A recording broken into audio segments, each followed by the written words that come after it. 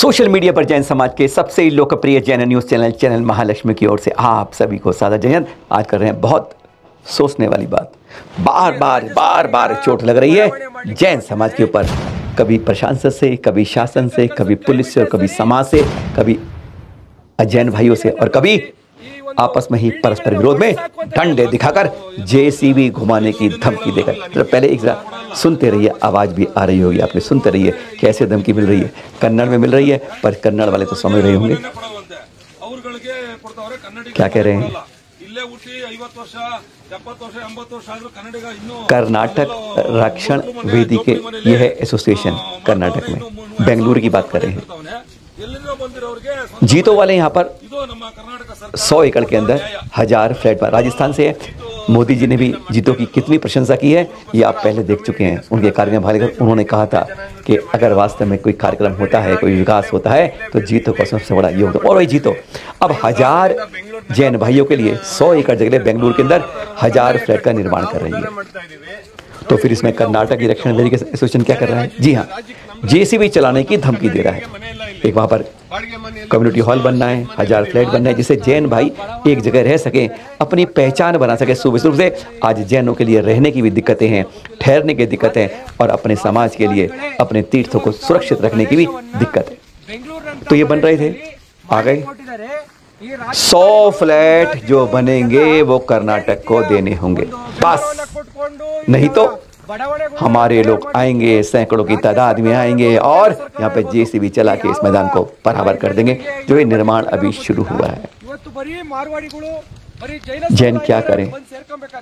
यहाँ भी माइनॉरिटी विभाग है, अल्पसंख्यक विभाग है, अल्पसंख्यकों में भी अल्पसंख्यक है जैन समाज।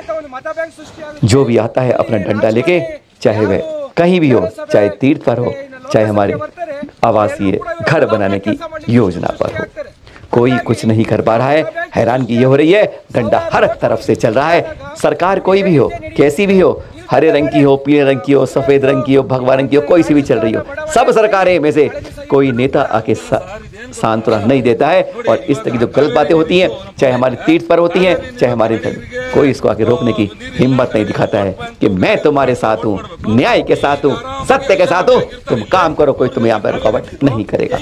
इस तरीके से धमकियां मिलनी शुरू हो गई हैं और जीतो वाले सोच रहे हैं कि अब आगे कार्यवाही की किया जाए, क्योंकि समाज के अंदर हमारी कमेटियां इस तरह से संगठित नहीं है एक रूप से कि हम मिलकर एक सामूहिक रूप से उनको साथ दे सकें।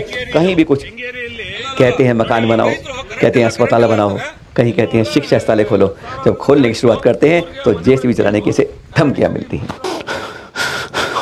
सांस फूल जाता है जब ऐसी बात होती है।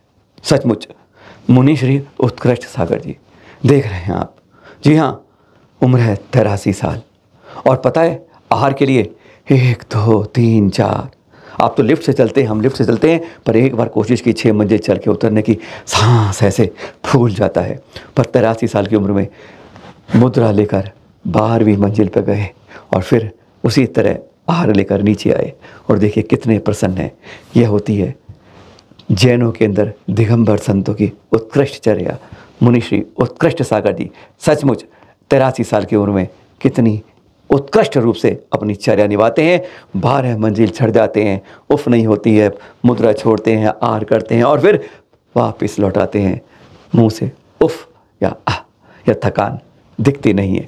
धन्य है ऐसे दिगंबर संत। 27, 28, 29, 28 को शरद पूर्णिमा। जी हाँ, वह दिन है जब हमारे वर्तमान संत शिरोमणि आचार्य श्री विद्यासागर मानी राज और गढ़नी आरिका ज्ञानमती माता जी दोनों का जन्म दिवस होता है। जी हाँ, ज्ञानमती माता जी का 90वां जन्म दिवस, 9 दशक और उनसे 72 वर्ष संयम के। ऐसा अनोखा सहयोग 3 दिवसीय कार्यक्रम हो रहा है अयोध्या में और उसी में ये देख रहे हैं ना, अब ये चैनल महालक्ष्मी और सांध्य महालक्ष्मी मिलकर एक विशेष सृष्टि कर रहा है गढ़नी आरिका ज्ञानमती माता जी के पावन सानिध्य में और रविंद्र कीर्ति स्वामी जी के अध्यक्षता में।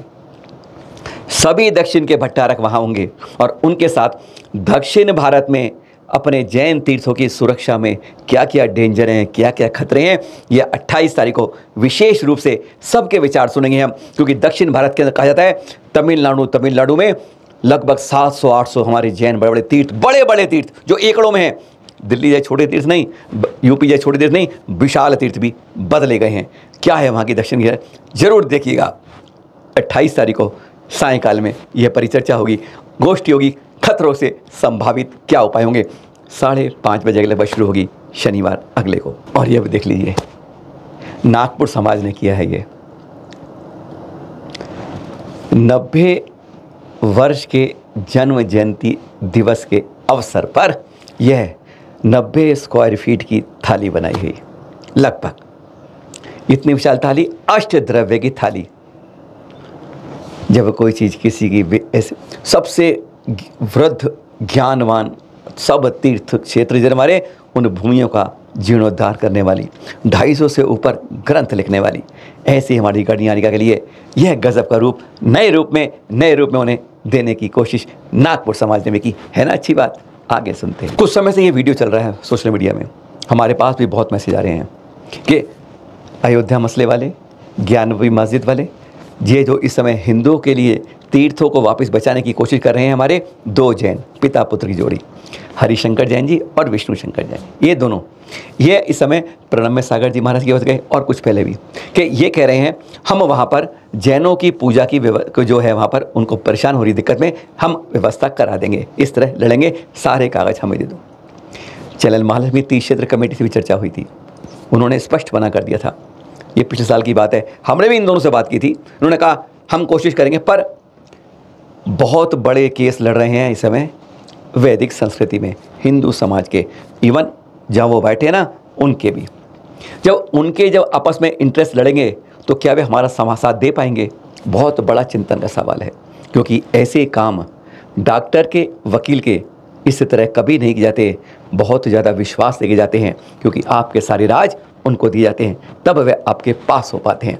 तो इसलिए जो जैन समाज के जो प्रबुद्ध लोग हैं, उन सब ने, खिल्लीमल जी अलवर में हैं और भी अन्य लोग हैं, तीर्थ क्षेत्र कमेटी, सब ने कहा, एक मत से स्वीकार किया कि इनको केस देने से जैन समाज को खतरे की आशंका हो सकती है, इसलिए इनके बारे में अभी चर्चा नहीं की जाए, जो सोशल मीडिया में बहुत चल रही है। फिर मिलेंगे आपके साथ नई जानकारी के साथ, नई बात के साथ, क्योंकि हमारे सिद्ध क्षेत्रों पर जगह जगह सरकारी रूप में, अजैन रूप में, अलग रूप में, इस रूप में, उस रूप में खतरे की घंटियां बज रही हैं, और ऐसी घंटियों के बारे में जगाता रहेगा चैनल महालक्ष्मी आपको सादर जय जिनेंद्र।